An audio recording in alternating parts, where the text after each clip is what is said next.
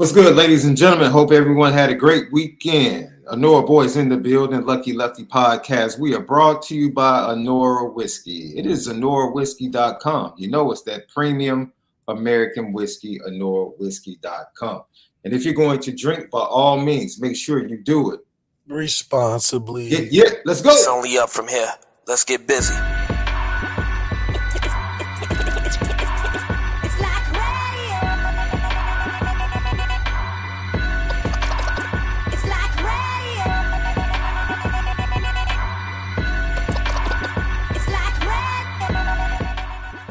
Lucky Lefty Podcast, Onora Boys in the building. MALIK, ZAIRE, SHAUN, Davis.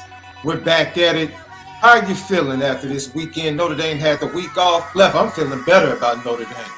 After this weekend, I'm feeling better. We'll talk about it. Freeman met with the media. Some really bad injury news. We'll get to that. Prep for Stanford. Leonard, the offense, their focus over the bye week. And then how is this offense going to look with Leonard moving forward? Once again, brought to you by Onora Whiskey. Don't forget patreon.com/Lucky Lefty Network, Lucky Legends Podcast, also players only, Apple Podcast, Spotify, audio edibles daily, Twitter, TikTok, Instagram at Lucky Lefty Pod. Subscribe on YouTube. Make sure you hit the thumbs up and leave your comments and questions. We respond to all. We are the home of the misguided passion and forever committed to making sure that we spin it different. How was your weekend, Lef? It was good, man. It was a quick little weekend. I had a bye week myself for my 11-year-old team. Yeah.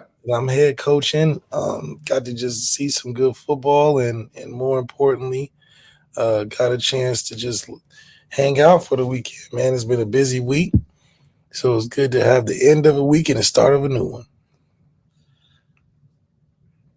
It's a lot that happened.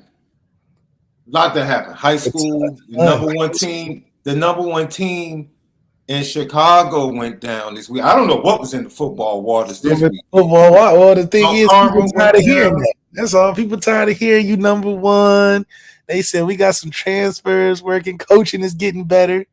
Well, coaching is being more apparent this year in college football. Man, you got to be able to coach, man. You can't just be out there. Is so mid right now in college football. But what we say, this is the revenge of the backups this year.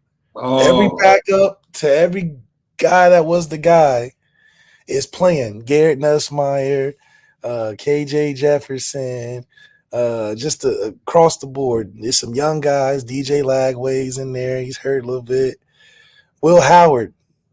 Dylan Gabriel. I mean, guys that are like old heads that didn't quite cross over to that level where guys were last year. I mean, it's a restart. It's the revamp of college football for quarterbacks, and we're gonna find our new stars in between.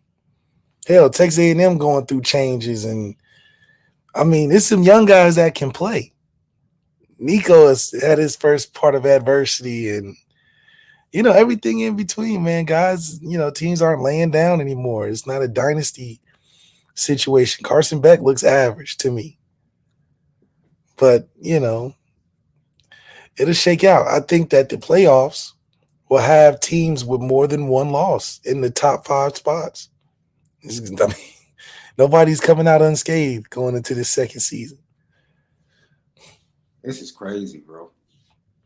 What I saw on Saturday, because, of course, my missus, dude, she knows every bye week on the Notre Dame schedule. Oh, She knows. So, of course, if it's a bye week, no, sir, you're not watching college football. No. It's not. You got to check in this weekend. So my phone is blowing up at about 6:30 Chicago time, right? You're hitting me. B. Driscoll's hitting me. Other people are hitting me. My nephews. I'm like, bro, what? I'm like, and you get that look. You better not pick that phone. And it's going crazy. It's going crazy. You better not pick that phone up, right? So I'm thinking like, what has happened? And the furthest thing from my mind was Bama losing. That was the furthest thing from my mind. Getting blown out. Coach Big Rat. Let me tell you, I'm thinking like, man, did Iowa beat Ohio State? Like I'm running through all of the options, right? I'm running through all the options, right? Because this is supposed to be a very weak schedule this week. No interest, especially in comparison to next week. Next week's schedule is like bananas. Ohio State, Oregon, Texas, Oklahoma, Ohio State, Oregon. Dude, next week Texas should beat Oklahoma though. But yes, it's gonna be crazy. Texas should rout Oklahoma, but that game is just one of those games. One of those games that quarterback can get hot that day. It's just one of those games, left. And then, you expected because you were literally massaging the program with your Alabama argument, but Missouri goes and lays a flat out egg in College Station. I mean, dude, they just look bad. Out in bad. Like nothing could go right. They look pretty bad. All of a sudden, Texas A&M's receivers are wide open. I'm like, that wasn't there. Not against our secondary. They were on. What's that? The seatbelt. They were on lock. Yeah. What is this new thing with the automatic rifle, dog? They need that. It's really corny, bro. They lift up the shirt. They lift up the shirt and then I'm like, dog, come on, man. It started as a dance that got carried. Is that what it is? It's a dance. Okay, it's a viral dance. Okay. Started doing this first. And then it turned into the craziness with the YNs, Okay. So it's like it's one of those things where it's like they trying to, like Cam talked about it. You crossing over, you can't be gangster and be a student athlete. It just doesn't work. First of all, because you're neither. The majority of the time, you're neither. The gangsters protected you when you grew up. That's how you got out of the hood, because the gangsters protected you. Don't get on the football field and now you want to act like you're a gridiron gangster. No. So it maybe it's the new form of intimidation, or maybe it's the new way to go viral. But these kids are always thinking brand first these days. So maybe that's I think it's crazy. I liked it when it was still a dance because they dressed it up, but that's the power of what TikTok does. You never lied about that. TikTok put a couple dances on there from the LSU team. Now everybody's doing it. First it was the gritty. Now it's whatever you call this automatic rifle thing. So I'm going to put this up. Coach Carr on Saturday night tweeted this out. He said, "No one has an overwhelming talent advantage anymore. Coaching, clock management, and culture will be on display every week." No, absolutely. I had to retweet it. Had to stacking the rosters like Cash used. Nah. I will say it's just too many teams that can. It's too many mixes up. I mean, too many. What do you call it? It's too many ways you can boost your roster these days. Yeah. Absolutely. So how you gonna stack it? Because the guys you're trying to stack leave. Then what? You better be able to coach. And that's what's the great equalizer, because Vanderbilt literally outcoached Alabama. They just outcoached them. Yeah. They wasn't necessarily better than them. Because their defense is pretty. This might be their defense, bro. 72 points the last 6 quarters. This literally might be the Alabama defense. Now they did go against Georgia, which you're gonna give up some points. They gave up 30. Yeah, but Carson played his worst half of his life. That's what I'm saying. They gave up 30 something in the second half. Yeah. So they gave up 40 on set, dude. Giving up 40 is how I feel like the coach, which goes back to Nick Saban. I keep telling people, Nick Saban is not there. So this automatic lockdown, and Nick Saban used to give up a bunch in the championship too. We ain't gonna talk about that. But in regular season play, Nick Saban's coaching is not Kalen DeBoer. Kalen DeBoer, first of all, was never a defensive guy. So that right there tells you, just through the logic of how college football works, he's a Lincoln Riley-ish when it comes to having a standalone defense. He's riding on the essence of they still got some guys from Bama.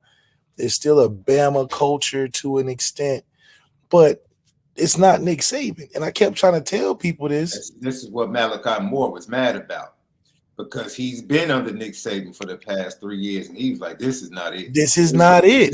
And But you know, the focus has been on now. Jalen Milroe looks way better than he did Facts. last year. Because Ryan Williams is popping out. Yes. Okay, but that's Kalen DeBoer's strength. I don't know why people act like Kalen. They would put points up because they only had the ball. He put up 30-some points in 17 minutes. Offense. They're gonna put up points. But that's the difference. This is where Alabama and Notre Dame differ. Alabama can turn it on and off offensively, but if it ain't turned on, it is going to leak some problems because defensively they got some issues. Hey, let me foundationally, I'm gonna say something that I would not have even approached saying this 2 weeks ago. Notre Dame can beat Alabama. If they played Notre Dame, they'll lock the wide receivers down. Yeah, wide receivers. Yeah. If we can stop Milroe from running crazy, Notre Dame has a chance against Alabama. Absolutely, they have a chance. And we definitely got a chance against Georgia if that's the case. I'll go a step further. It's only 2 teams that I would flat out say Notre Dame would beat. And it wouldn't be because of talent, it would be because of styles. Now, this is going to sound crazy. I feel confident that they could beat Alabama. Yes. Just because of the styles. Just because of the styles, yes. I agree. We're not beating Georgia, bro. Carson Beck don't give it away. First of all, it ain't about Carson Beck. Riley ain't doing nothing against that defense, dog. Facts. The defense. I'm not worried about Carson Beck. We wouldn't put up points. It'd be the same 2 Georgia games we saw go into the fourth quarter, and the offense just doesn't have it. Just doesn't have it. Now, the key is, man, you have to give a lot of credit to that Vandy quarterback because that's how we thought Riley Leonard was going to look. That's how impactful a lot of Notre Dame fans thought Riley Leonard would look. Implementation of the running game, get to the outside, on the outside, a perimeter, passes to the fullbacks and the tight ends in the flat, crossing routes, run after catch for the wide receivers. That's the offense that Jerry Kill and that crew down there with under Clark Lee. Hey, Clark Lee. Hey, you just got yourself your next job, brother. That your next big job, Clark Lee. Yeah. Yeah, I mean, but you know, I knew it was on the horizon. I think at the end of the day, Alabama unfortunately gave Vanderbilt too much bulletin board material. Saban up there fat catting on college football game day. They heard you. Mm-hmm. But they like, wait a minute, you not coaching? Oh, we see the window. Who is Kalen DeBoer? Yeah. There's no intimidation factor at Bama. Are you kidding me? Another reason why I say they're losing 5 games. You're not just replacing a Nick Saban. There's too much that goes into it. Even if you're the greatest offensive coach ever. Say Nick Saban is worth, Nick and Kirby are worth what? 3 to 4 points a game? They're weight and gold. It's the same thing with Patrick Mahomes. It's fair to say that. Andy Reid's worth about 3. Yeah. I mean, yeah. When you get Patrick Mahomes down close, people are naturally going to get tighter. They just got that mystique. It's like Mike Tyson just got that mystique. He go in there, he just scared to do half to death. Yeah. He ain't even fight yet, scared to do half to death. Yeah. When you going against Bama, you see that big ass record where he's only lost 3 home games in 10 years. You're gonna get tight if you get close. Yeah. It's gonna be everybody's, oh my God, they're remember a long time ago, it was 5 years ago, Sam Houston State was up 7-0 on Bama in the first 6 minutes. That was everywhere on TV. And what the score end up being? 50-7. Because you get tight. Nobody expects to be up on Nick Saban. Now, this is Kalen DeBoer. There were points in the game where they were like, wait a minute. They had to get the binoculars out, the Connor Stallions, and was like, this ain't the same team. This defensive line firing. Remember that video we saw about them doing their first little spring camp? And I said, oh, this ain't Alabama. You kept saying, oh, it's so early. They need transfer. I said, no, it don't smell like it. It don't taste like it. It don't even look like it. I said, oh, this is a different team. This is Kalen DeBoer's Bama. And ever since then, I said, that's a 5-loss team. And then they go out there and lay that egg. 23 years and ain't been beat. Now I've been telling y'all think I'm out here crazy. You know what's crazy? Vandy has been consistent. Like Vandy has played this way. They haven't played up and down. If you watch Vandy, they've played like a good football team. They play like a good football team. They got enough of the players with the edge that's like, I don't give a F, I don't give a darn. Mm-hmm. They got some of the All-American heroes on there that just a football dude. They got some older guys. And they got some kids that's tired of losing.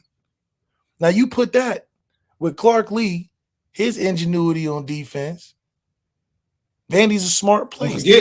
They played Georgia tough last year at home. Although Brock Bauer was hurt that game. Yeah. Brock Bauer he the tip it over point, so he's different right there. But Georgia, but Vandy, it's just they never had superstars. Mm-hmm. So you could just out superstar them when it got close. And then when you got the Nick Saban effect, you're like, ooh, I'm a little more nervous of calling certain things. Kalen DeBoer is like, oh, we playing Golden State basketball. We just gonna try to score. You score, we're gonna score, but we're not really caring about stopping you too much until it's too late. And Vanderbilt had the perfect style to beat them, and also the game plan. They stuck with it. They didn't get outside their wheelhouse and start doing double passes and trick plays like they get us with at Notre Dame or do all these type of oopty-doos. They said, okay, even though it gets close, we're in the driver's seat. There's no Nick Saban shroud coming over us to make us nervous. We're like, oh, we're in the driver's seat. We're going to just keep running these plays that got us up. Yeah. And Bama never adjusted. And like somebody in the chat said, like Georgia secondary is trash. Who's going to take advantage of it on Notre Dame? Yeah, you're right.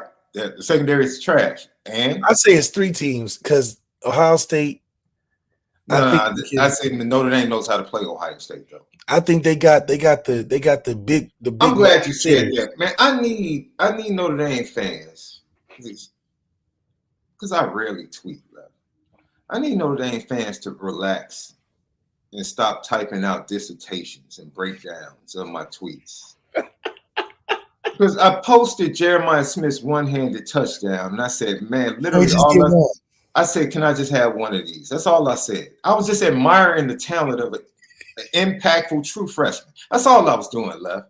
And I started getting dissertations about who Will Fuller was eventually. Like he wasn't there. Like he wasn't there. And it's complicated. You know, somebody wrote out this long tweet. You don't understand, Sean. It's complicated. There's nothing complicated about being talented, bro. There's nothing complicated about that 6'4", 215-pound true freshman that's just instantly the best wide receiver. No. They're not crying about no coach over there. They said we got Jeremiah Smith. Ain't nobody talking about he don't know how to run the route tree. None of that. It's just like, hey, that's him. Throw it. I get one of those. They don't need no trust factor. Oh, we gotta trust him and all this other stuff. And he's not a Juju Smith. He's way better than Juju. First of all, Juju was slow. So let's just start there. Juju, man, I was just like, look, ladies and gents, I'm sorry. We haven't had. Can I have one? Can I just have a freshman that just walks on the field as soon as he gets to Notre Dame and immediately he's the best player? And then you have to understand, he walked on the field as a true freshman with other 5. Egbuka's been there killing. Had 3 touchdowns last week. Killing. Had 3 touchdowns versus Iowa. Cornell Tate still has 3 touchdowns on the season. It's like, yo, can I get one? I'm not asking for much. The football gods, can you just please send me one? That's all. Just one. That's all I need. Yeah, because the person was like, yeah, Ohio State hasn't won any national championships with all those wide receivers. What does that have to do with me wanting an impactful wide receiver as a true freshman? I don't care about that. I don't care. No, you're supposed to care, Sean. That's why they writing dissertations. Let me admire the talent. That's all I was doing. That's all I was doing. Like, I would love to have one of those. It's almost like going to the museum and admiring a Picasso. Like, I would love to have one of those in my career. Oh, you understand. It's complicated. No, it's not. No, it's not. I like it. I want it. I'm sure there's nothing complicated when they scheme up these plays for Jeremiah Smith. There's nothing complicated. That was nothing complicated about that touchdown. No, Then I had somebody retweet the highlight and say it was offensive pass interference. I said, okay. All right. I said, okay. Only Notre Dame fans, man. Only Notre Dame fans, man. Dude. Raphael, it don't even matter. Because they don't have name the great quarterback that's throwing to him. Because the backup quarterback has a crazy touchdown pass to him. It doesn't matter who throws the ball at Ohio State this year. Doesn't matter. Doesn't matter. Should have been what we've been saying about ourselves. It doesn't matter who's throwing. He's catching touchdowns. Because he came in for like 3 plays. He didn't even come in a whole drive. The backup quarterback came in for a couple plays. Boom. And within a couple plays, he found him and threw Who was his first look? Who was his first read? He didn't run no crazy route. Hell, if anything, it's a bad pass to any other receiver. He made it look good. That was a bad pass. Let's just be honest. He just threw it up, like literally. Touchdown pass to Ryan Williams to seal the game was a bad pass by Jalen Milroe. But guess what? Exactly. That's all I'm asking for. Just one. Can I it just was a get bad one? Reverse call. Ryan Williams made him right. Oh, against Vanderbilt on fourth down? On fourth down? Yeah, being all the way should have got him. But Yeah. Ryan Williams made a play. Don't got one of those. Made a play. Made a play. Can I get a true freshman that's just gonna make plays? That's all. We're not gonna put him in, so he don't got the chance. That's an entirely different conversation, Left. We don't got an entirely different conversation. But no, seriously, Left. There's only 3 teams that I just would literally say, no, we don't have any chance. I don't think we have a shot. That's it. 3 teams. Texas, we can't score with Texas. Texas is going to score because they can run the ball and pass the ball. They're going to score. I don't think we can score with Texas. I'm sorry, Georgia's just a bad matchup, bro. For our offense. Yeah, just a bad matchup. Just a bad matchup. Other than that, I don't think it's anybody. I don't think there's anybody I would say Notre Dame can't beat them. Who? I don't see anybody. I come out feeling a whole lot better about Notre Dame right now. But I will say this: that cat Horvath and Navy, they're a machine right now, boy. That game's going to be. Hey, that cat Marcus Freeman said the defense started preparing for Navy during the bye week, bro. Well, you don't believe me? They should. They're taking it seriously. They should, but come on. This is like a Louisville hype up. Okay, dude. The same thing we said about Northern Illinois. The same thing we said about Northern Illinois. I was cracking jokes and all my family members that graduated from there. Okay. Our issue is never the other team. That's what I don't understand. No team on this roster is worth panicking for like that. Because at the end of the day, defense is going defense. What is our offense going to do? Because at the end of the day, you're going to get the ball back. Regardless if they score or don't score, you're going to get the ball. Are we going to use it to our advantage? Or we're going to struggle on offense and defense be on the field 900 plays, getting beat up by these cut blocks? That's what it's about. Are we going to score enough points? Stopping Navy is not an issue. No, that's the issue because they're going to keep the ball away from you if you don't stop them. Not the way they run offense now. They're an explosive offense. they not against everybody else, though. They're not walking teams down. I highly doubt they're going to throw the ball as much as they've been throwing against everybody else against Notre Dame secondary. I think they're gonna, but that's not their game this year. Play action. Yeah, they're going to take some deep shots. They're an explosive team now. Yeah. But what are we talking about? This is Navy. Like, come on. This is about, is our offense going to show up, or is our offense going to make the game close? And then we getting walked down on long drives when we need to score. You know, that's going to be the Navy question. But outside of that, they're not more dangerous than what Georgia Tech can do. Georgia Tech can run the football. I think Navy's more disciplined than Georgia Tech. Georgia Tech has better players. I just watched Georgia Tech and Duke. But Georgia Tech has better players. Georgia Tech defense is starting to the leaks are starting to pop Well, up. the defense, yeah, but it goes back, especially in the run game. It goes back. Keeps going back the same thing. Is offense gonna show up? Because if offense don't show up, whatever you expect Georgia Tech to do offensively is going to be lessened against Notre Dame. And if offense showed up for the first 4, we wouldn't even be worried about Notre Dame.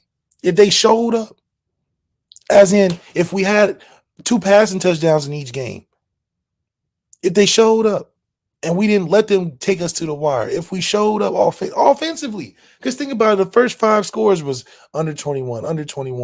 No, I'm sorry. Yeah, first 5 scores were under 21 points. So if we showed up, we'd probably be the number 3 team in the country right now. Let's just be honest. If offense just did their part, that's a good point. They would have really gassed us with the 66 against Purdue. They would have bumped us up like 5 spots. If we never lost to NIU and we just did our part offensively, we'll be a top 5 team in the country, especially after this week. Georgia got taken care of the week before. Bama got taken care of. We would damn near be the number 1 team in the country. If we just beat NIU, we would be the number 1 team. We jumped 8 spots not playing. That's because everybody stunk last week. But that's what I'm saying. We would have been number 1 team. They would have been like, damn, Notre Dame just has to be number 1. And it was the way they lost. It was like losing to Vanderbilt and getting black Missouri just. In the body language, let me tell you something. This NIL landscape is changed. All of that team first stuff, you're watching that dissolve right before your eyes with the body language of the players. Like players are showing their disgust openly now on the sidelines. Like we talked about certain players on Notre Dame's team because of the lack of the passing game. Mitchell Evans was going crazy. Disgust. It's like, players are not even hiding it anymore. It's crazy. It's crazy. And that's where it just goes back to, if offense does their job, we're the number 1 team in the country. Easily. And it's off the fact of, I told everybody, September is a great month. Everybody's still hot coming off of camp. All that stuff is still fresh in the mind. You got to think these kids got break coming up, tests, day-to-day life, handling little September success. That's all gravy. But when we get in October and November, see, now we need to start seeing football players. And that's where it goes to the wayside. All that hype on teams and, we scoring every time and this and that, it all starts slowing down because October get cold. It get cold. It get rainy. Now the season feel a little longer. All them exciting plays. Now you gotta win the game up here. Because now people getting banged up, injured, knickknacks, all type of things that you go through a season. October's tough. I saw a stat today that disgusted me, Left. Riley Leonard is the leading rusher for the Notre Dame Fighting Irish. Oh, I knew that. I was telling you. This is the shameful part. That's absolutely disgusting, bro. It's disgusting. That's disgusting. But I was telling you, when we're giving him the ball more than everybody else, what do we expect? That's disgusting. With the talent you have at running back, that's a disgusting stat. What you think Dina McCullough thinks? Absolutely. That's disgusting, bro. I'm sorry. I saw that and I said, come on, man. But no, I think the 3 teams would definitely be, at this point, Notre Dame they've proven they can play with Ohio State. They don't have what it takes offense. No. They'll be in the game, Left. They played with them for 2 straight years. So they can compete. We'll be in the game. But they're not beating it. They're not beating Ohio State right now. They're not. Because if it comes down to like 2-minute drives, a late game, and they're going to throw it to Jeremiah Smith, he's going to make a play. And who are we going to throw it to late if we throw it? We can't run. Like, we're not systematically built offensively to beat an Ohio State, because that means we're going to have to score over 35 potentially. Hell, Vanderbilt scored 40. I wouldn't say 35. Vanderbilt had to score 40 points. I wouldn't say 35. Against this, is Will Howard better than McCord to you? No. Will Howard is on a blessed team. McCord is actually playing pretty good for Syracuse. They had a big win against UNLV Friday night. Because McCord is in a good system under a good coach, and they let his talents be his talents. He don't got that Ohio State expectation. But Chip has made a difference, though. He don't I think got taking the play calling from Chip has done a better job of play calling for Ohio State. Yeah, in a small sample size. That's small. Chip has been a better offensive coordinator than most people. He just became a head coach. Right. It just ruined it. He's really a good offensive coordinator. Just when he became a head coach, all that people forgot, But I'm not worried about Kyle McCord's doing good because he's got the chance. You know what I'm saying? He's got the chance. I say about Travis Hunter all the time, but nobody want to listen. Travis Hunter obviously has the opportunity to be the best college football player out here because who else is getting that chance? Well, you can start DB, the ball comes your way, you make a play. Cool. Right after that, they said go in as starting receiver. Who else is getting that opportunity? Because you can't tell me that he's the only one in the world that can play both sides. Because every recruit I see at Notre Dame plays both sides. What are we talking about? Remember Brandon Hillman? Brandon Hillman was playing quarterback, then Brandon Hillman would get on safety and rock people. I was a big Brandon Hillman fan. I was like, we have to have that guy. You don't even make it to Notre Dame if you don't play both sides. I love how you try to downplay what Travis Hunter does, bro. I'm not downplaying it. I'm saying you are low key. You do it every week. You low key. Oh no. Just like you said with downplaying Bama losing 5 games. I'm a Notre Dame. Xavier Watts is not a top 5 NFL talent. He's not. Stop. We're not gonna do this, man. Stop. Stop trying to water down what this young man is doing. I'm not watering it down. I'm giving a real analogy. Xavier Watts is not about to play 120 plays, bro. Because Marcus Freeman won't let him. I guarantee you Xavier Watts ain't playing 120 plays. Xavier Watts came in as an offensive player. Okay, is he playing 120 plays? Because they won't let him. And he's not a lockdown corner. He's a safety. He's not a lockdown corner. But he's a ball hawking safety. He's not playing corner. Ball hawking safety. Is he defending the number 1 receiver on every snap? He's locking down offense. Answer the question, because you don't realize it's apples to oranges. Because this is going to come across like I'm hating on Xavier Watts. I'm not. I'm not about to sit here every week and let you water down what Travis Hunter has done for 2 consecutive. I'm not watering it down. I acknowledge before I started that he's the best offensive. No, because you act like everybody can do what he does. No, not everybody. You literally just said a whole bunch of people can do what he does. No, they can't. I said Xavier Watts can, and I said that nobody. That's like Steph Curry. Steph Curry can shoot the 3. We all know that. But nobody in the NBA has the green light like Steph Curry. Nobody. He has the green light because he can shoot the way he shoots. Okay, but you telling me there's a lot of no. James Harden had the same green light. How'd that turn out? It was getting 50 points a game. It was losing in clutch games. Okay, but he didn't have a coming through. He didn't have an eagle dog. I don't want to hear that. He didn't have a. Did he have a green light? Did he and have when he was he was scoring 50 a night. Did he have the green light? He didn't have in Houston. 50, yes, he didn't have 50 in the game 6 and game 7 when he scored 17. His best career. He shot like 2 for 19. Oh, we can talk about Steph's playoffs. Steph's playoffs ain't that great either. But Steph has a great. You talk about individual play. Who has the better individual play? No. Who has the better playoff performances? Steph, obviously. Steph. Okay, yes. Okay, I'm saying, when James Harden had the green light like Steph, what was James Harden? Bring it back though. Don't go James Harden was about to win the MVP. Don't go off the property. Because you're going off the property right now. Bring it back to Travis Hunter. Bring it back to Travis Hunter. I'm just saying, when James Harden had the green light, that was MVP Harden. All I'm telling you is I'm not going to sit here and let you water down what that young man is doing. I'm not watering it down. You gave one example of Xavier Watts. You said your exact words were a whole bunch of people can do that. Don't do that. Don't do that. Don't do that. A whole bunch of people can do that. Don't do that. We don't know. We don't know. It's a lot of stupid coaches around college football that have talents like that and hold them back. That's basically what you're saying. Yeah, there's a lot of guys that can play both ways. When you say that, it's the coaches. It ain't Travis. It's not Travis Hunter. Travis Hunter is Steph Curry of basketball. He has the greenest light. Who else in college football even gets that many chances to play on both sides? Nobody. You can't tell me that his talent is so standalone that only he can accomplish playing 120 plays. That's not true. That's not necessarily true. You said a lot of people can do that. I disagree. Period. We haven't seen anybody else not ever playing 120 plays at that. We haven't seen anybody else ever. You didn't think, people didn't think. You said he's going to wear down. He ain't gonna be able to do that. He's done it for a year and a half.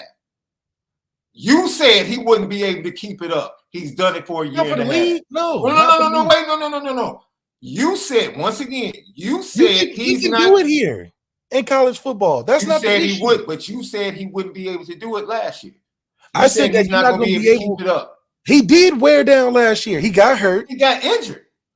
But he came right back. He came back. It wasn't 100 plays. It wasn't the same impact. He still only had one pick. He still was playing 90 to 100 plays. He's playing out of his mind right now. Out of his mind. That's who he is. You act like he's playing above his talent. No, he's not. He's not playing above his talent. He's playing to the level in which he's gotten the opportunity to. And that's something that nobody else has done, because nobody else has got the opportunity. The opportunity has nothing to do with the talent. Deion is a different coach. Do you agree with that? In terms of giving opportunity, or recognize the talent. Okay, the same talent that he had. Whoa. I agree. No, I agree. Everybody could do what Deion did. No. I agree. I'm agreeing with what you're saying. That's all I'm saying. I'm agreeing what you're saying. It's both. Deion can recognize talent, but Deion also has the ability to let him play that much. Like Carter B said, he did and did. And did.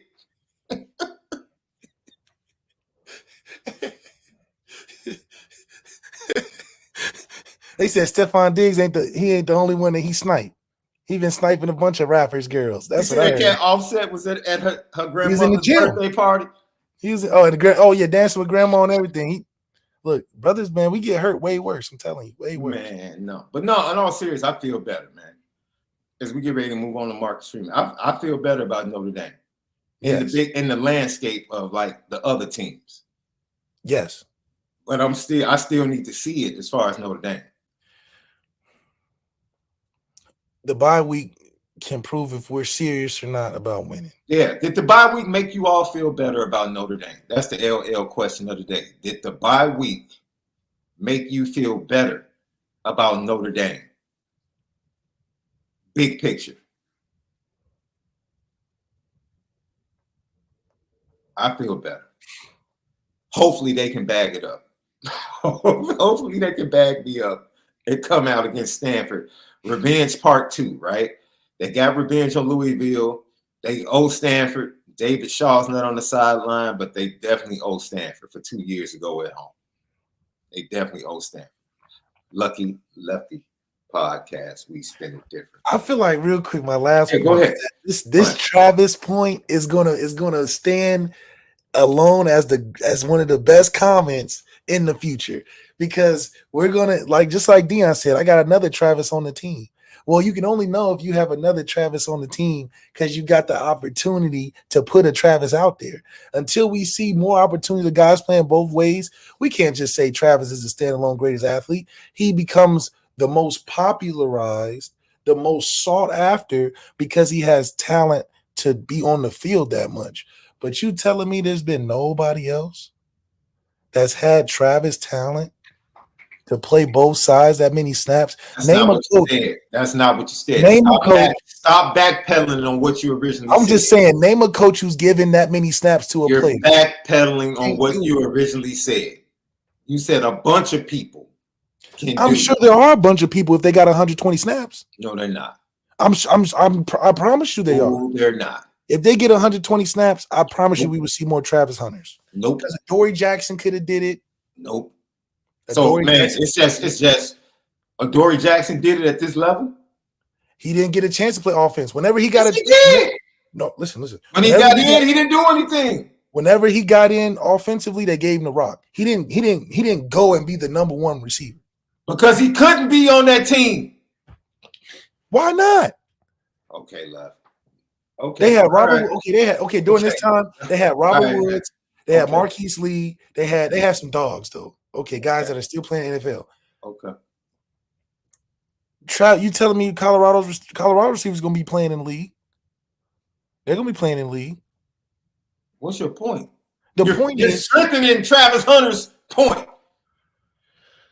If anybody was to get 120 snaps at the level of the athlete that Travis is, then they would be looking like Travis too. No coach in America is giving 120 snaps out to one player. It's just not happening. You're being disrespectful. It's not. I'm not downing. You're being disrespectful to the hand of God and people that just are special. Oh my, he's special. But we're talking about God blesses certain people and they're just different, bro. They're just different. And it's okay.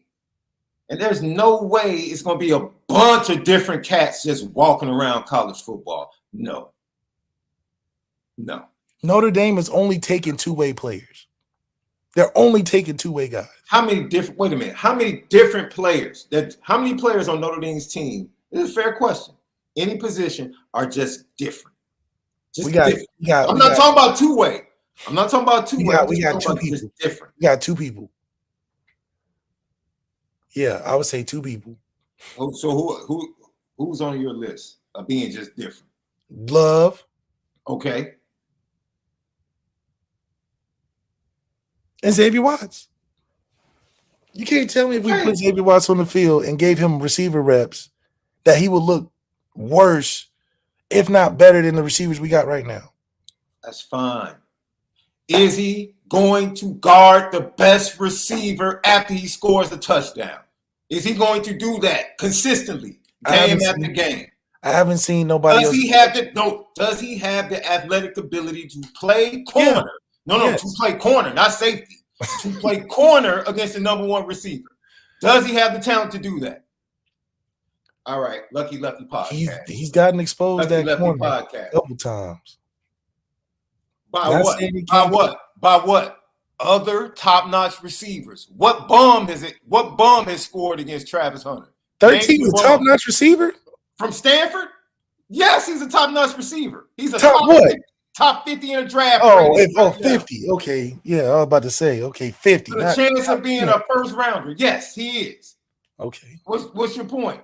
He's a top what receiver though? I said name the bum. Yeah, he ain't no top 10 receiver.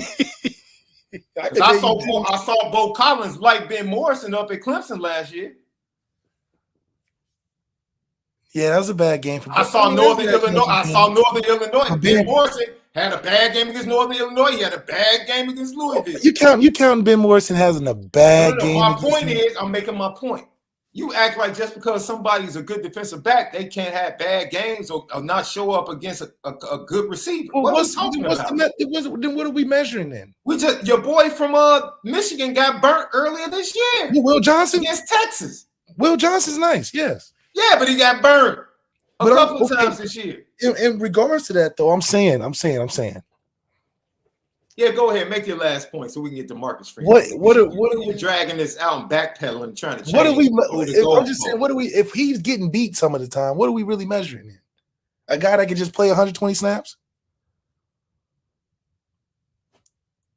We acting like he is completely locked down on defense and completely a top receiver on his class. First of all, I already know you stand because you don't even think he's a top 5 talent.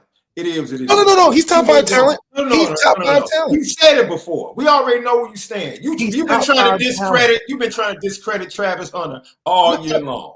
All year long, you've been trying to discredit the kid. I want to see other people get 120 snaps on both sides of the football. Name the people that can do it. Name it. I want to name the coaches that are willing to do it. There's no coach. No. Name the players. Stop talking coaches. Name the talents that can be the number 1 defensive back and number 1 wide receiver on their team.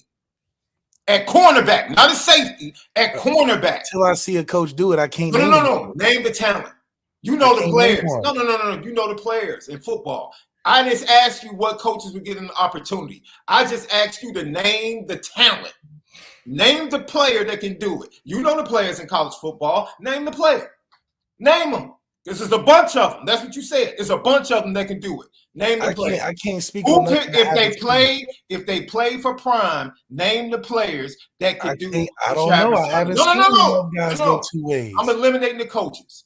Whatever player you pick is on Colorado, and Prime is going to give them the opportunity. Name the players, because it's a bunch of them. Go ahead. Prime has another one in the 10.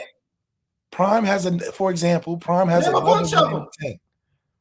He has another guy on the team. Stop talking about. Name the bunch of players in college football that can play both ways, 100 plays, impact on both sides. There's no way to prove it. It's no way to prove it. I just said the chance. There's no way to prove it. Left. Listen, I said the players are on Colorado. They're going to get the chance from Prime. Yes, there's another player. Take any player in college football and just put them on Colorado. Who's doing it? That means you can go through every team in college football, every team in the Power Four, take the best player and tell me he's doing it. Is Jeremiah Love doing that? We can't prove it. Wait. Is Jeremiah Love doing that? I've never seen him play defense. I don't know. Okay, man. I don't know. Okay, man. I don't know. Man. Until somebody get 120 snaps, we will never know. We'll never know. Podcast, man. Let's go to Marcus Freeman, man. Boy, I tell you, I've never seen anybody try to discredit that young man. Discredit the man. It is absolutely amazing. It's a bunch of people that can do that. Oh, word? Okay. I want to see a bunch of people get 120 snaps. Marcus Freeman, yeah. I want to see a bunch of people be the best on the squad at both. That's what I want to see. Marcus Freeman, he met with the media today. He recapped Louisville. Some interesting stuff he had to say, Left. We've really looked at and evaluated and said, how do we eliminate the lows? Like, that's the challenge. Like, when I think of lows, the turnovers, negative yardage plays on offense, defensively, continue to eliminate some of the big plays and stopping the run. And we really attacked a lot of those issues during the bye week. And I always tell our coaches and our players, like, we have to have a process to eliminating and fixing issues. And number one, we got to own it, right? Then we have to come put together a plan to attack it and really attack it to fix it in practice. We have to continue to enhance the things we did well in that game and have done well in the season. We won the battle of field position by 7 yards and won the turnover margin. And when you face a good opponent, those two factors are critical to having success. It was a really good team win and a lot of positives from all three phases. I'm in the car. I've never heard anyone mention the stat that we won the battle of the field position by 7 yards. Is it battle of the field position? I've never heard a coach, maybe I'm wrong. I've never heard a coach say we won the battle of field position by 7 yards. Yeah, I've never heard that be a highlighted stat. That's a very strange stat. Because it's too. That's a strange stat to mention. Too open. It's too open to decide if it weighed as a factor. Because if you think about it, there's plenty of times when we would get a turnover for our side of the field, like the Louisville game, and then we could possibly not convert it. So what does it count towards the overall win? Right? Like, how does it factor in? I mean, we know field position is important, but to count the yards means what? Like, because we can punt to be saving the defense. And our defense can be good where they're getting 3 and outs and making them punt. So I don't understand. I agree. I don't know where the yards come in as more important. Usually I'd be cool. First of all, I'm going to say this. Don't tell me to relax. And don't tell Left to relax. And I'm not saying this is being said for this reason, but I get real, when the word angry is applied to me, I get real sensitive about that. I'm not saying anybody has a purpose behind that word, but don't put that word on me or either one of us. This is how we talk. I'm sorry if you're not from the culture and you don't understand the barbershop and you don't understand how we talk with our cousins and our brothers, then I'm sorry. You're just going to have to get used to it. That's the way it is. But don't tell us to relax, dude. This is how we have fun. This is what makes our show. Whether we're talking about Notre Dame, whether we're talking about Travis Hunter, whether we're talking about Marcus Freeman, it is the passion that we have, that we share, that makes Lucky Lefty what Lucky Lefty is. Period. That's it. That's all it is, man. So that whole relaxed stuff, come on, man. Every time we come on here, we give an hour and a half to 2 hours, dog. If We y'all go really, hard. Yeah, we go hard. If you really that irritated about 10 minutes on Travis Hunter, come on, man. Fast forward. What are we talking about? Hell, we need a Travis Hunter. Gee, that's why the conversation started. The whole conversation stemmed from, can we get a instant primetime player at the position? And we went from Jared. You know, people just act like we randomly just bring up other teams and it doesn't spawn from a Notre Dame conversation. Oh, man.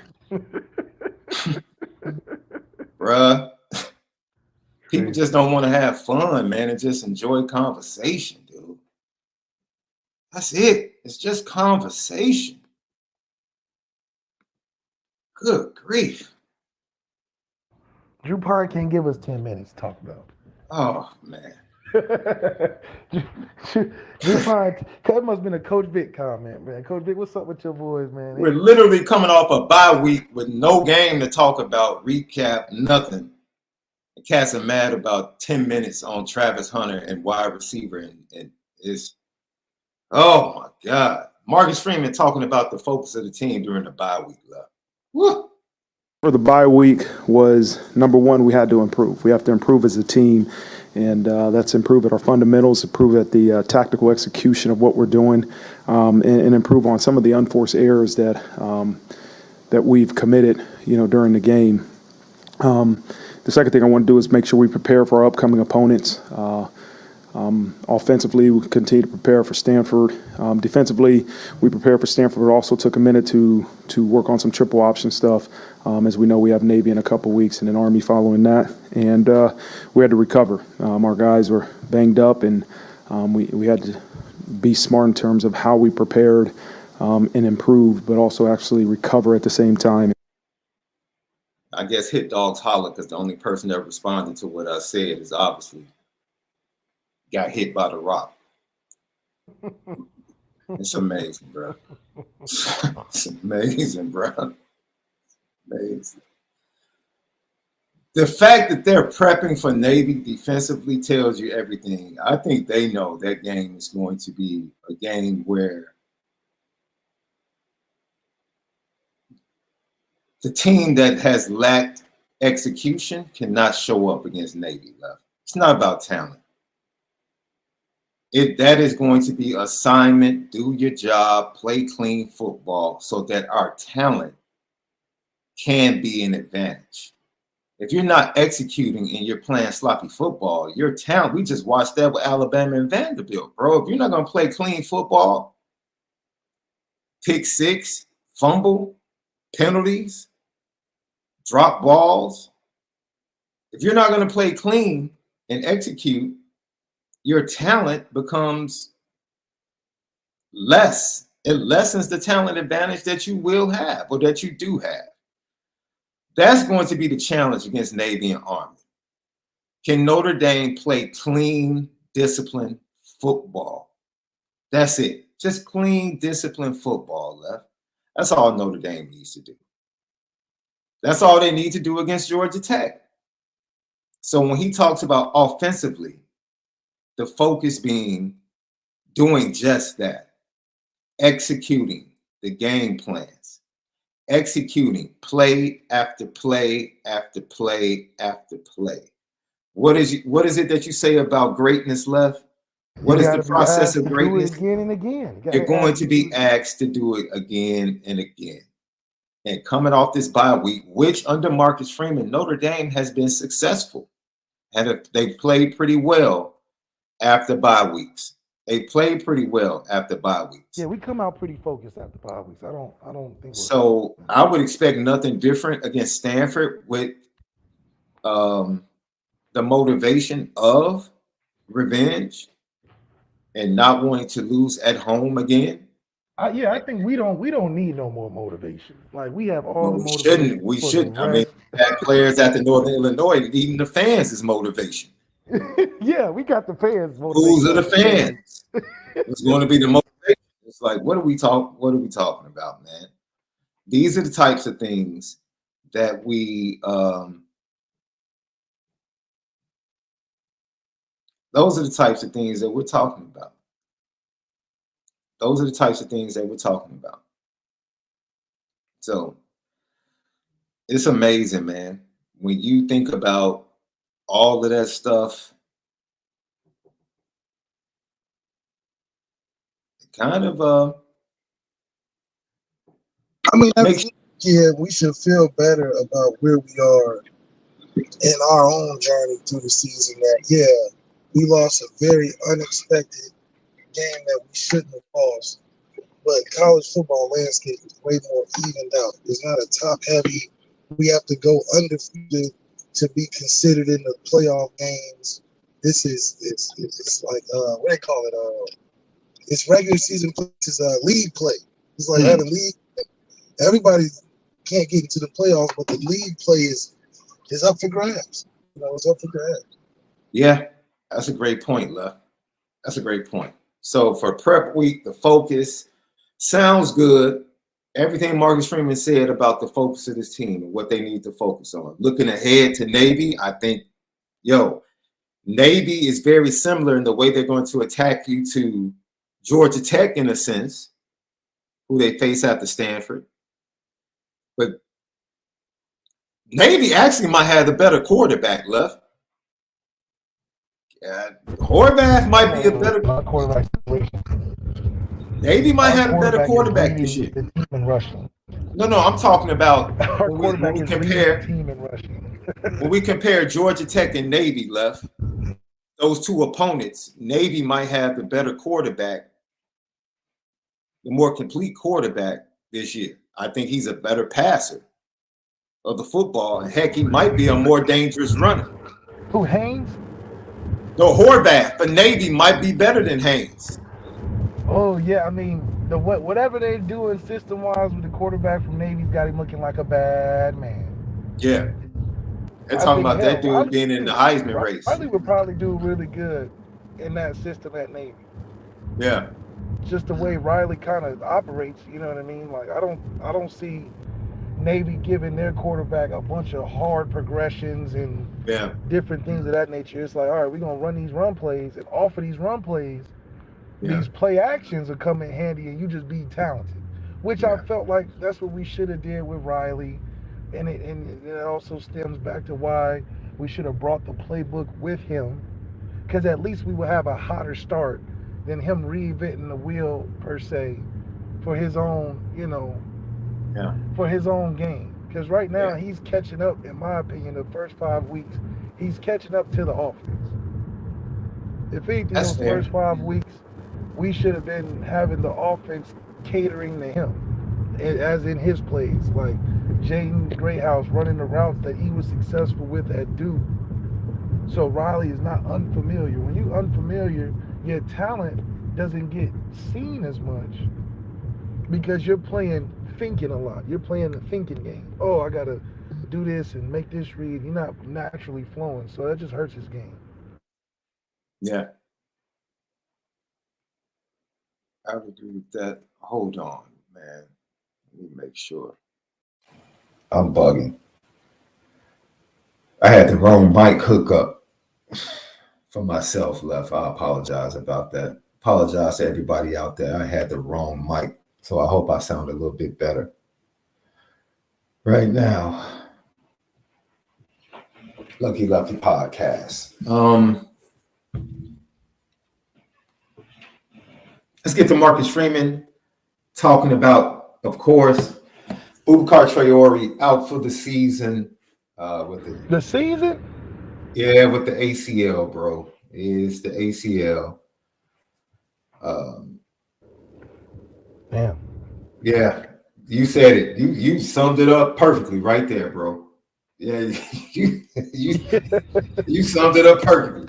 That Now that's two four-letter on the word. D line. Now that's Yeah. that's two on the D line because Vitello got one too, right? Yeah, he's out So ACL as we're gonna have to well. start looking at that plyometrics now. We had a good old strength Well, coach. that's a good conversation. I think you know what? Marcus Freeman was asked about that. Let's hear how he responded. I think that's something we always evaluate. Is there something different that we could have done or should be doing moving forward? I think as you look at, the ACLs, you had a couple that were non-contact, and with Jordan Patello's, who was an ACL, was a patella, but his was non-contact. Ashton Craig was contact, and so again, I think you always got to try to look for cause and effect, but you also can't make something up, right? And so our sports performance team is a team that I have so much confidence in terms of the way we prepare, the way we get our athletes ready to go. This is just a part of the game, and injuries happen, and but you always look for ways to prevent injuries. But you also have to make sure you're prepared. So there is no perfect formula, but I'll tell you, every day, every week that we meet, we always looking for a way to improve. See, Left, you can speak more to this because I'll be simple with my approach. And They I always think it say, was "Oh, go ahead, go ahead." no, Mr. Hanson was the one that asked him the question. Like, with all of these injuries, you leaning into the change that you leaned into with the strength and conditioning, how do you answer that? It's a fair question, but it's a small sample size. Like, are we really asking that question right now? And are we asking it because it happened to our best pass rusher? Because if it happened to the second string pass rusher, would we be asking the same question? Are we asking that question because it's Boubacar and we know we're going to miss him? Or if it was Josh Burnham who was out, would we be feeling the same way about the ACL? No, we wouldn't. But I think that's it's the fortunate unfortunate part of sports. You care about your stars now. He had a meteoric rise in these first couple games, pick six, did a lot of good things, and now he's getting taken out from a non-contact injury. Of course, you're going to question what the training's like because at the end of the day, the player that is producing the most getting these kind of injuries, you can only wonder what everybody else is experiencing.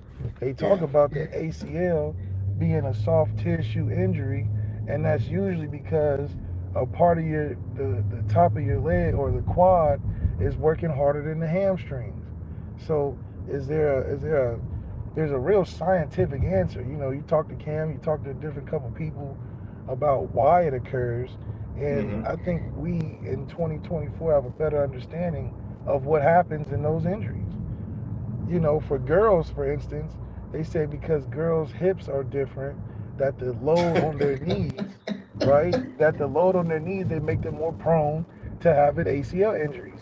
And it makes sense anatomically when you think about how the weight distribution is, and you seeing girls get ACLs like they get candy from the dentist. It's so often that you wonder, well, there's something anatomically wrong, and they have a whole program at Miami Valley Hospital in Dayton, Ohio, where they have an ACL program for women specifically.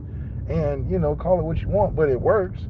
Hell, Paige Becker's had an ACL, and and No, I mean, I believe you, man. You focus on, I know that the Milwaukee Brewers have built an entire institute in their stadium geared towards their pitchers and making sure that they combat elbow and shoulder injuries.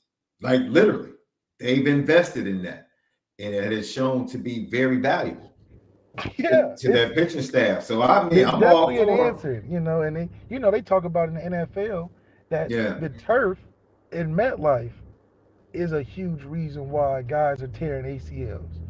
So it's not just a training thing. It could be the turf. It could be, it's a bunch of different factors, but all I'm saying it for is there's definitely an answer for why it happens.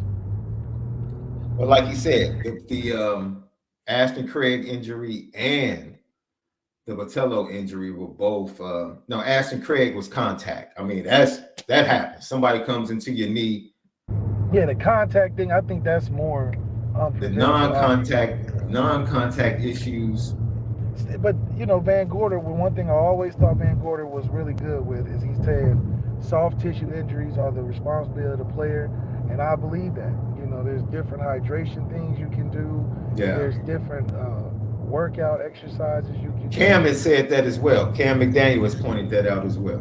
Yeah, soft tissue injuries are definitely something that I think is more player driven.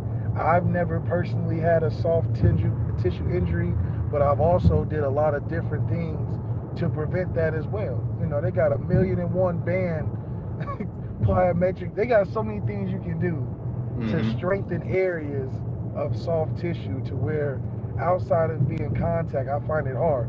When you look back, I even think back to my high school days when I was 8th grade coming into high school, guys were way bigger. Like the seniors were like grown men when I was in high school. Like it was an intimidating factor. But that's because we took lifting very seriously.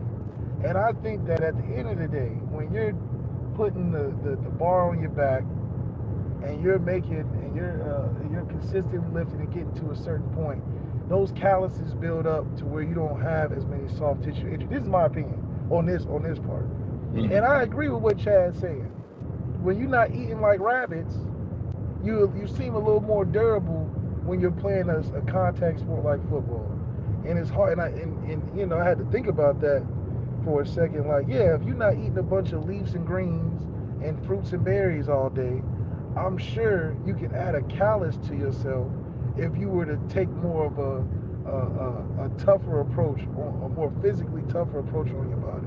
I'm not saying you got to eat sloppy, but I don't see how leafy greens and raw nutrients from fruits and all these powdered shakes and drinks equate into you having a more strong, stable physical body. It's funny you say that. Me and the missus were literally watching the news today, and they were talking about even in the household as spouses, you cannot share the same diet if you have the same goals as male and female. Like males need protein, but males also need carbohydrates. On the flip side, carbohydrates immediately are stored as fat quicker in women than they are in men. That's and right. So I was like, yo, that's crazy. It's funny because my wife and I we don't eat anything alike. Like nothing alike. Yeah, it's just awkward. You don't want Nothing your alike. wife eating a 10-piece of fries like you. You know what I'm saying? She gotta get the Even if we get Harold's together, she's getting the 3 to 4 wings. Yeah, You know she what I can't mean? knock down a 10-piece like you knocked it down a 10-piece. That's Hey, I can't not knock what the you 10-piece. I used to be able to knock the 10-piece down. I can't do it anymore. can't do it no more. Nah, I can't do it anymore. I Some can't do it. women But it can was eat a very lot, interesting to just watch that. And it goes into your point. It goes into your point. But I'm interested. The more interesting question for me is not so much if what they're doing is bad.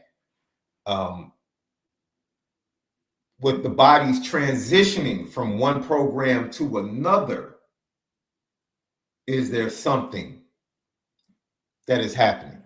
Because I would say Boubacar Traore was in the best shape of his life. He definitely looked a lot leaner and stronger than he did last season.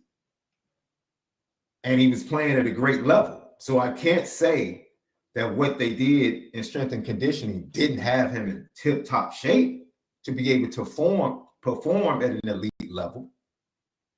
I mean, now you're seeing girl basketball players dunking like it's nothing. Now, I don't know if they've just been keeping that in the tuck for a while, but all I'm seeing nowadays is girls dunking like intro to dunking. And they only be 6'1", they don't be that tall. Yeah. So, you know, it is interesting to see now, can women have always dunked? I'm sure there was some non-filmed freaking natures out there that was dunking. But with social media, I'm seeing more women dunk than I've ever seen. And maybe it's the training, Maybe it's the social media starting that trend, but there's different things and advancements to it. But still, I do think there's a certain growth that an approach that you have to take during the season when it comes to lifting that you're not doing in the off season. But hearing what our strength and conditioning does, it doesn't sound like a lot of irons being put on the back. I'll say this: the more muscles you can activate as athletes, especially if you have children, let your children just play, man. Let them go outside. Let them go play at the park. Let them play soccer. Let them play basketball. Let them play baseball, softball. Just let your kids play, man. Let them activate all of their muscles.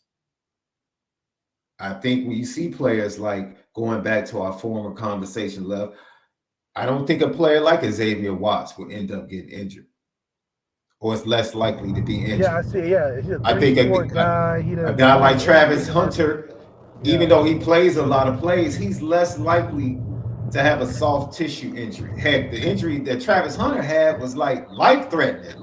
It wasn't his fault. He was a contacted injury, right? So that just goes to show you, man, the body is built to be able to endure and kind of build up those calluses that you talked about. Yeah, and it's no different than those UFC fighters that kick bamboo all day to strengthen their shins. And then you get guys like Alex Pereira that kick you one time and got you wobbling the whole fight. So yeah, the Shaolin monks do it. They beat you up with the bamboo till you can stand there and take it. You know what I'm saying? And yeah, I think that's an extreme version of training, but it all goes back to the same thing of how it gets you ready to play for a season. I just don't think a bunch of protein shakes and leafy greens and different dietary things that we strive so hard for is necessarily making us tougher molded when it comes to taking a collision sport. Yeah, I understand the question. I understand the concern from fans that might have made that correlation to the injuries, to the change in the switch in the strength and conditioning program, but it's too early. It's too early. I don't have enough of a sample size. And I think the fact that we lost our best pass rusher really kind of intensified that way of thinking. That's just my opinion. If it was somebody else that wasn't as good or wasn't performing as well or wasn't as important as Boubacar Traore had become on that defensive line, I think it's just too early to really start trying to address if something's going wrong as far as strength and conditioning with the injuries, But we do have Joshua Burnham coming back this week.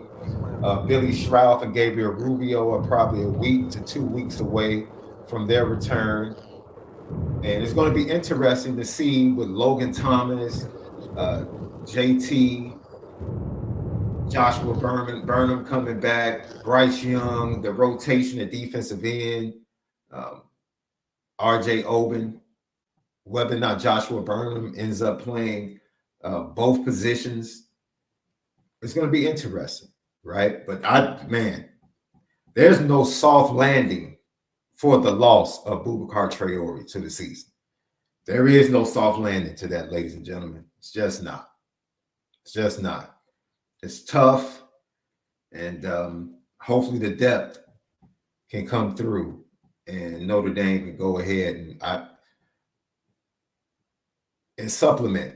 And hopefully Logan Thomas comes on. Like him and Bryce Young, they're going to have to be put in some really big moments and big games, and hopefully they can come through. Marcus Freeman talking about Riley Leonard. That's right. During the bye week, practices, preparation, and how he moves forward and what to expect. This is what Coach Freeman had to say. This was a big week for Riley Leonard, probably coming off of his best game as a passer at Notre Dame. What did you kind of see him taking some steps from that game, taking things that he learned that he can do in that game and kind of applying it to not just Stanford, but kind of the next 7 games? Yeah, I thought he did a really good job of decision-making. 2 weeks ago I said we have to continue to focus on our move-to-pocket throws, which I thought he did a better job at. Again, I have a lot of confidence in Riley. You know, nobody plays perfect, but I thought he did a really good job in terms of his preparation, in terms of his execution in the game, and we're going to continue to build on that. It's let's do things that your players do well, and he did a great job versus Louisville, and we look forward to continue to improve as we move forward. Well, I mean, we can only crutch him for so long. We halfway done. So, you know, if anything, the real question will be, Marcus Freeman, what is giving you the confidence in Riley Leonard, that he's done something? Or what has he done to give you that confidence? did you just say Riley Freeman? Because, I mean, they becoming one right now because they're not doing anything separately other than saying the same things about practice. But I do expect Riley to take the next step. You know, he only mentioned one thing, which was throwing better with movement in the pocket, like moving the pocket throws. And that's obviously my opinion, would be his greatest strength. If it's not running the football, will be throwing on the run. So, yeah, he should be able to take steps, and going through a bye week because there's more practices. Now, usually how we used to do bye weeks, we used to let the younger guys practice.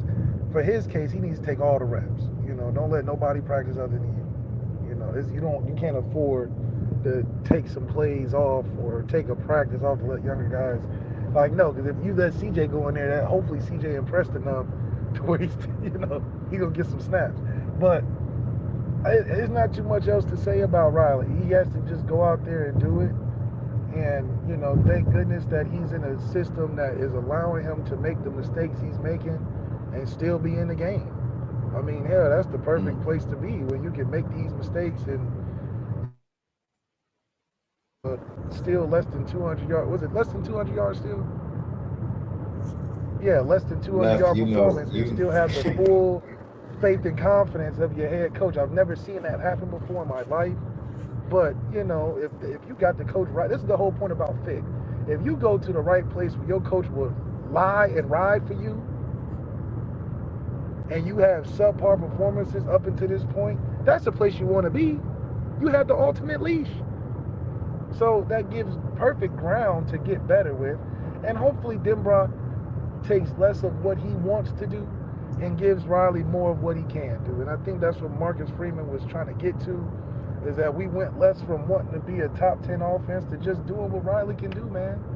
And however long that lasts, thank goodness the bye week passed where a lot of crazy losses took place, where, you know, some people would say that that this Bama loss was worse than NIU loss.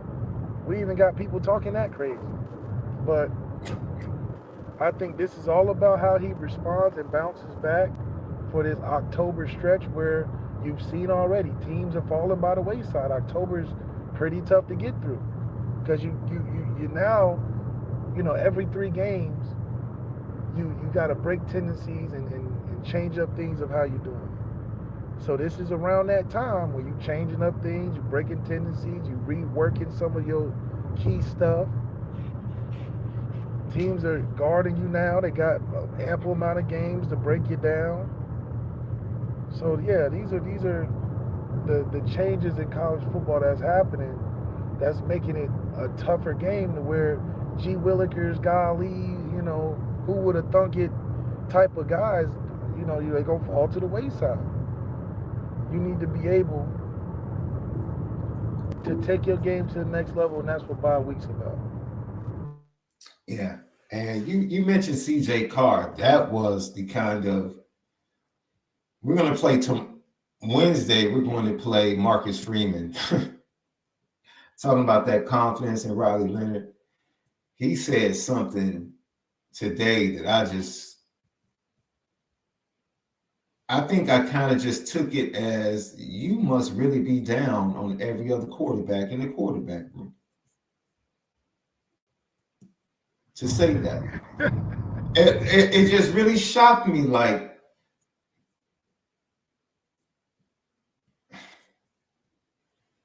okay, man.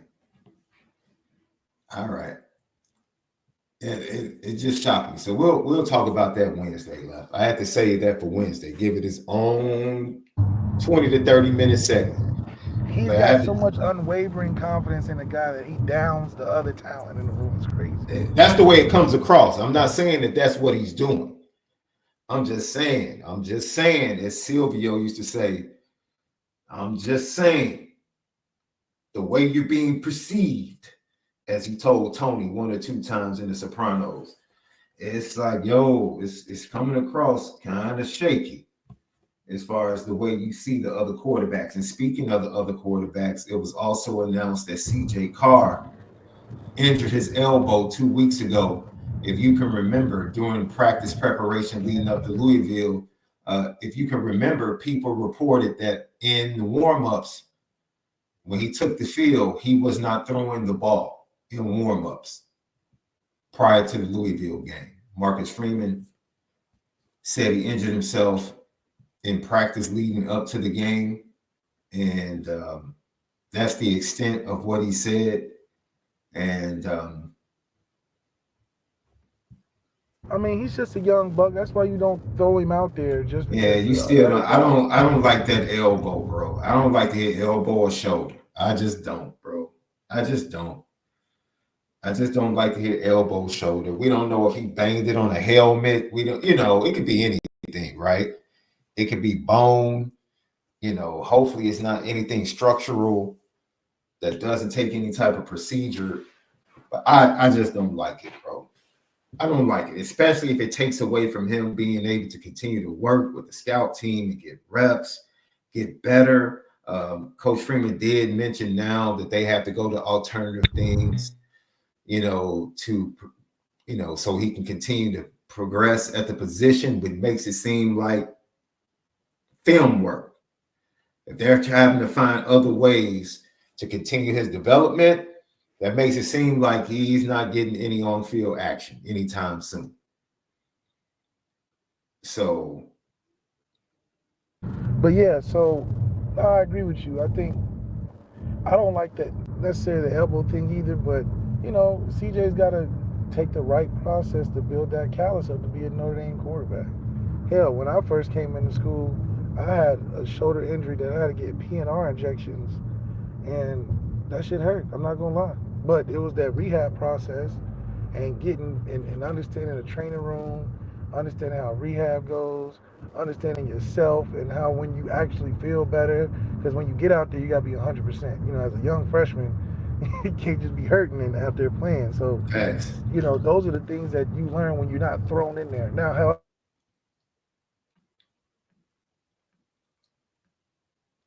I think we lost Lefty. He probably was driving through a zone. But no, the update on CJ Carr was probably, other than Boubacar, like hearing about everybody else that will be back for this game or possibly one of the next 2 games was great news. But on the back end, to hear about CJ Carr being out, it was like, what? Huh? It's just one of those years, man, with injuries for Notre Dame. It's just one of those years. And they're going to have to tough it out. But like you said, hopefully his opportunity is coming. This is what I'm talking about. Bowl prep is going to be vital to the young man. Throwing him into the offseason or propelling him into the offseason workouts and then propelling him on and carrying over into the spring. Yo, you were just waiting to see what was in the future for this young man. You were just waiting to see it. And for things to play out this way, unfortunately, it's a wrench, right? It's a wrench. But now, depending upon the injury and the lack of preparation, it's definitely, if we're going to be honest, this definitely opens the door for one Kenny Minchey. Duh, he's a perfect person to slide in there now. Hey, you're not wishing for anything to happen to anyone, but no, this definitely opens the door for Kenny Minchey. Like we don't have to sugarcoat taking reps. He should have been taking the snacks. He should the have. second most snaps in this bye week. Riley should be Yes. taking the most, and Yes. Kenny taking the second most, and everybody else watch. Because I do Especially if think CJ that, wasn't participating. yeah, I mean, even if Yeah. he was participating, Kenny should be ready to go before the end of the year. Yeah. Because at the end of the day, the one thing we want to most try to prevent is to have a day one starter next year that's never played. Period. Yeah. If I'm Marcus Freeman, that's what I'm thinking about. Yeah. How do I get this guy in the game enough to where when he starts next year, this is not a fresh thing? Because we've seen the last 3 years of doing it that way, and it's not consistent enough to go anywhere with. On top of that, Marcus Freeman still needs his marquee quarterback. He lost Deuce. Who's your marquee? Who's your guy that you can put on Marcus Freeman's resume and say, this is who I'm responsible for? Yeah. Because every good coach has one. Saban's got, 5 or 6? Dabo's got 3. Ryan Day got a countless amount, Mm-hmm. but that's also saved him his job. Just having quarterback alone. Having quarterback alone for Ryan Day has saved his job. Because he don't have the same, or save Lincoln Riley's job, doesn't have the same expectation of Urban. Urban went in there trying to win championships. Now they reduced the expectation to just beating Michigan. Because Ryan Day's had great quarterbacks this whole time. Yeah, you never lied about that. So Marcus Freeman is no different. He needs to get a marquee quarterback. It should have been Dante. Missed out on that. Should have been Deuce. Missed out on that. You're not helping yourself hiring guys from China, just saying, figuratively, you're getting products made in China, and then saying, oh, well, this is the marquee. You've done that. You've boosted Sam to amazing statures in life. You have got him nicely sealed up for whatever he wants to do in life. You got him a deal with Macy's. Mm-hmm. You have got him a deodorant sponsorship. All for what? 1 out of 3 games he was supposed to win. Now you following that up with Riley Leonard, and where you want to take him. You got the most. I've never seen a coach with the most confidence. Like he says it every time. That's what kills me. I have unwavering, 100%, no doubt that this is our dude with less than 200 yards passing, leading the team in rushing. Not even Tim Tebow led his team in rushing. Mm. So what? We are crossing paths I never thought we would get to. We were supposed to be a better passing team this year. We have only looked like a Wildcat offense. So, I think there's a lot of questions to be answered, to say the least.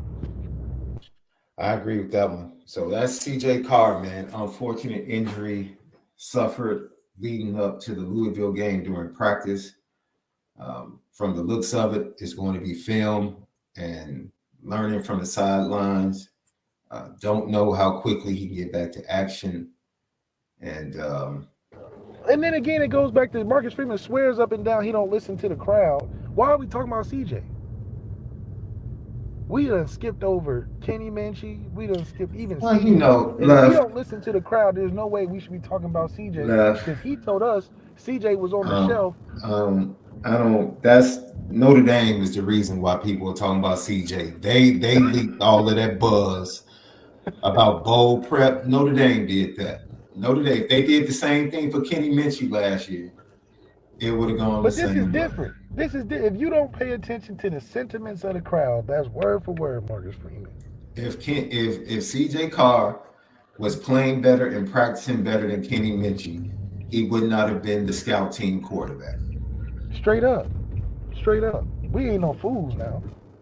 As much buzz as they put behind CJ Carr, if he was playing better than Kenny Minchie in practices and in fall camp, I told you the first practice we went to, CJ Carr was third in the rotation. It didn't take long before that changed. After It the don't first take long. couple You of gotta build that practices, callus, man. it That's what didn't happens when you take gotta earn long something. before Kenny took the spot back. Yeah, that's what you got. That's what happens when you gotta earn something. You know what I'm So saying? When it you got to is, truly earn it, you're not just about to walk in nowhere unless you go to Auburn, where you can walk in and play day one. It ain't too many and I other places you can don't. do that at. And you know what's so funny? I said this, man, like the buzz. I didn't understand the buzz, right? Because everybody's like, "Yo, I've watched this film." You know,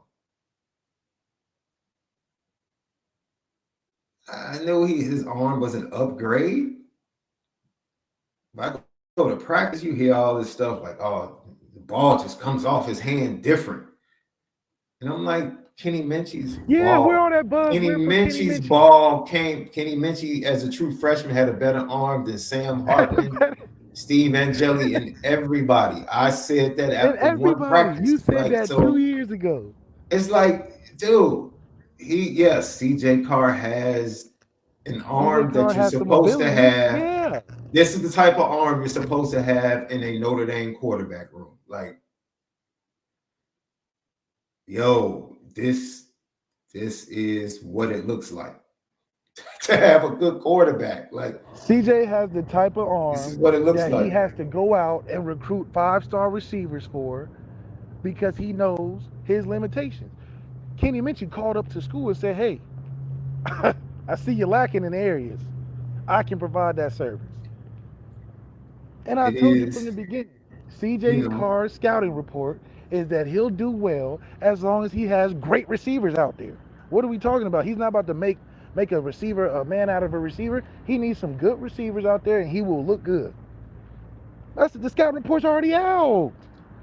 Why do you think CJ Carr was the #1 recruiter for his class? He know what his strengths and weaknesses are. What are we talking about? I just, so you asked the question, where did it come from? It came from inside Notre Dame, bro. They wanted that It Bugs to had be to. out there doing It bowl had to. prep. They wanted the Bugs to be out there. That's where it came from, right? And that's why the fans, in a sense, are clamoring. Like, all right, let's see him. We want to see him on the field. And I just hate that process of him getting to the field has hit this roadblock. That's all. I just feel bad for the kid. Because at this point, I think the majority of fans would say, hey, man, we're ready to see one of these youngsters be the face of this offense for at least 2 years. We would like to see a quarterback back-to-back years at the helm of this Notre Dame offense as the offense improves. I think most fans would be honest enough in saying that.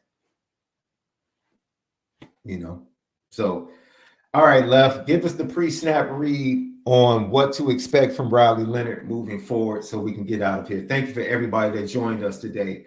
Great show, great chat as always, lively. Hopefully you guys enjoyed the show. So, Left, what's your pre-snap read on what to expect coming out against Stanford from Riley Leonard? This offense coming off the bye week, and Marcus Freeman is 3-0 coming off the bye. 2 buys last week. Well, Rome wasn't built in a day, so okay. I don't expect to see a dramatic difference in the offense other than I hope to see more completions and just some better confidence from Riley Leonard overall. If he's out there still missing open reads and still not making the confident throws to open guys, and he continues to be the biggest running back on the team, I don't see too much change that we've taken over the offensive side. And maybe possibly we can see a shorter leash if it doesn't go well.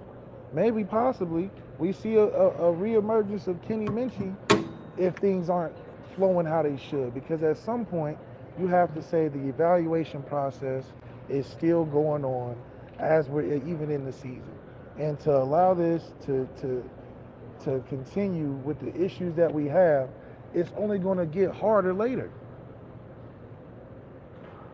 It's only going to get harder later. So, it's gonna be a tough sledding going for real. But I have confidence that Denbrock and that offensive staff are gonna make the right moves coming into Stanford. We need no more motivation to be ready to play for Stanford, and we cannot come out flat. So I'm looking at how we come out, and I'm looking to see if we can attempt to reverse these roles. Is Riley even the leading passer on the team? Man, stop making jokes, man. I mean, Steve seriously. hasn't thrown So enough yeah, passes. I He mean, hasn't thrown obviously enough he is, passes. but it's barely. It's barely. So I do want to see that be a increase, and let's not waste a Chris Mitchell transfer. Let's not waste a Bo Collins transfer. Let's try to get a guy in a position to be draftable at the receiver position. Hey, it'd be nice to throw Mitchell Evans the ball a little bit more. He would definitely like that. He would love nothing more than to have that happen coming out of the bye week.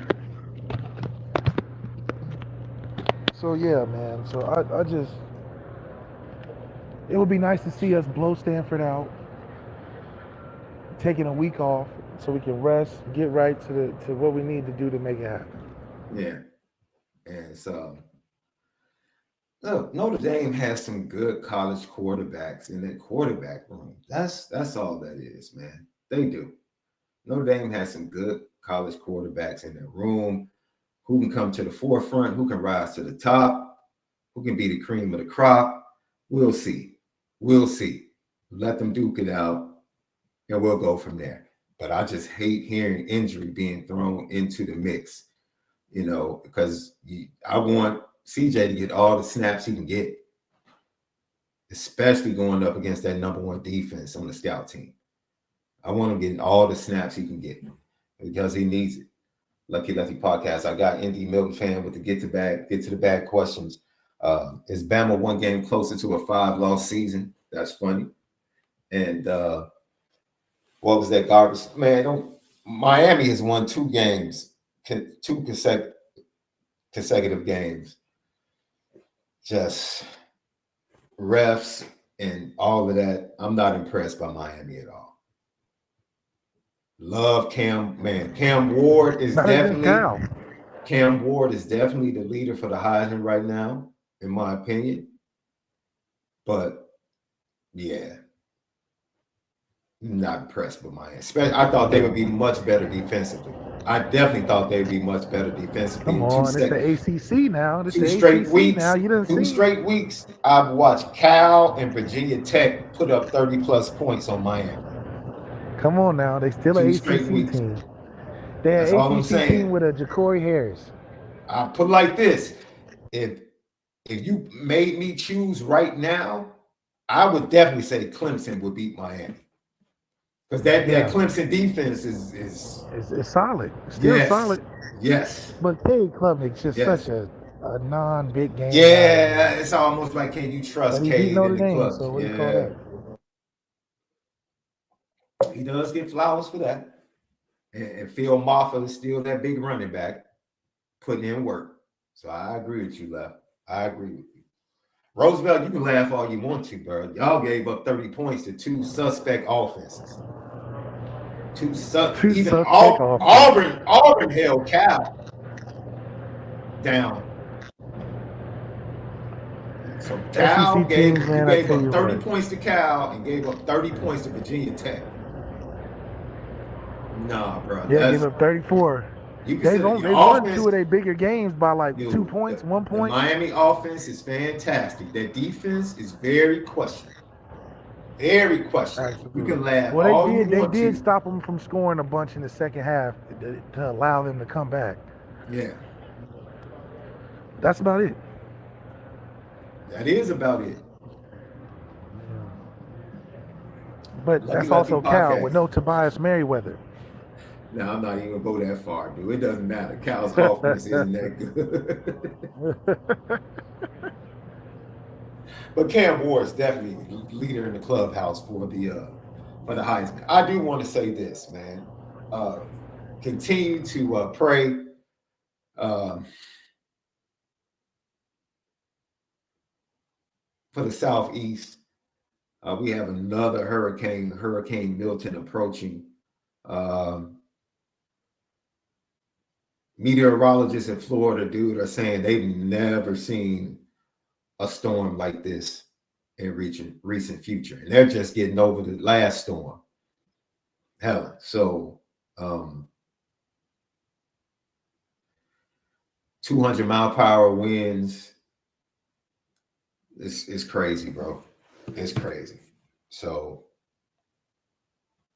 yes, send up a quick one. They using geo weapons against us, guys. We gotta watch Yeah. out. They using them geo weapons against us. That's man. Send up prayers, man, because these storms, you don't know how they're going to turn. They have a steering wheel of their own.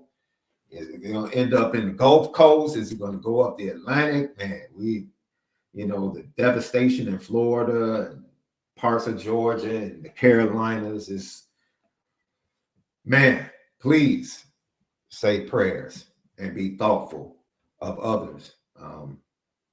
My grandfather used to always say, son, smile on your face, boy, because there's somebody else somewhere that has it rougher than you. Yeah, that's right. That's right. That's Truer right. words have never been spoken. And that goes for baby mama problems too.